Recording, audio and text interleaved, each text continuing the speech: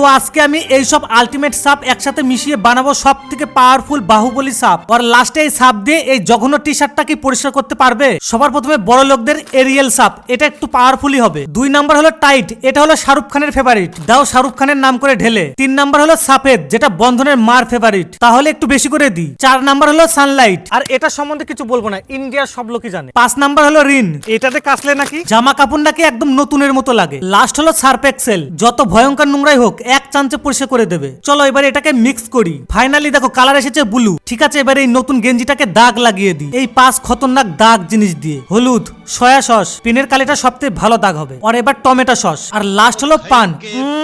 দেখ এবার দেখো গেঞ্জিটার কি অবস্থা হয়েছে। এবার এই পাওয়ারফুল বাহুবলী সাপটা জলের মধ্যে মিশিয়ে দেখি গেঞ্জিটা পরিষ্কার হয় কিনা। তো অনেক মেহনত করে গেঞ্জিটাকে সাফ করে যাচ্ছি আধা ঘন্টা হয়ে গেল। তাহলে এ হলো ফাইনাল রেজাল্ট, সব দাগই চলে গেছে কিন্তু পানের দাগটাই যায়নি। দেখলে তো বাহুবলী সাপের পাওয়ার।